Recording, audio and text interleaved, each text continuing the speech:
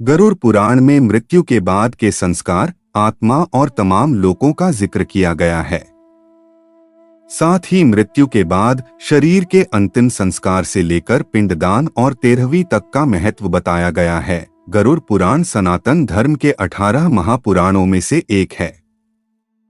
माना जाता है कि गरुड़ पुराण में भगवान विष्णु और उनके वाहन गरुड़ के बीच बातचीत के जरिए लोगों को नीति, नियम, सदाचार, ज्ञान, तप, यज्ञ आदि की बातें बताई गई हैं। साथ ही मृत्यु के बाद के संस्कार, आत्मा और तमाम लोकों का जिक्र किया गया है। गरुड़ पुराण में मृत्यु के बाद शरीर के अंतिम संस्कार से लेकर पिंडदान और 13वीं तक का महत्व बताया गया है। यहाँ जानिए कि मृत्यु के बाद पिंडदान करना क्यों जरूरी है। गरुड़ पुराण के अनुसार मृत्यु के बाद मृत व्यक्ति की आत्मा 13 दिनों तक अपने परिजनों के बीच ही रहती है। वो फिर से शरीर में प्रवेश कर जाना चाहती है, लेकिन वो ऐसा नहीं कर पाती। इस दौरान आत्मा भूख और प्यास से तड़पती रहती है और रोती है।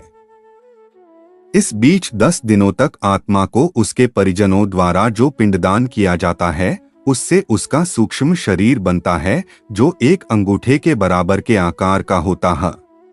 यही सूक्ष्म शरीर 13 दिनों बाद फिर से यमलोक की यात्रा को तय करता है और वहां के शुभ और अशुभ फल को भोगता है।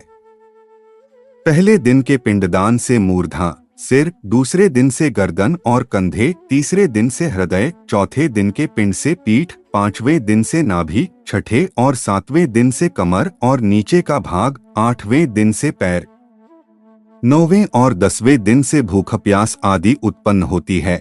इस पिंडदान से आत्मा को बल प्राप्त होता है, जो उसे यमलोक तक की यात्रा करने में सक्षम बनाता है।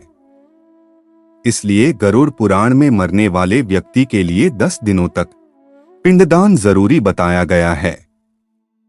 माना जाता है कि जिस व्यक्ति के परिजन उसके लिए पिंडदान नहीं करते, ऐसे लोगों की आत्मा को यमदूत 13वें दिन घसीटते हुए यमलोक तक ले जाते हैं। ऐसा व्यक्ति प्रेत बनकर इधर उधर भटकता रहता है। पिंडदान के बाद 13वीं के दिन जब मृतक के परिजन 13 ब्राह्मणों को भोजन कराते हैं, तो आत्मा को प्रेत योनि से मुक्ति मिलती है।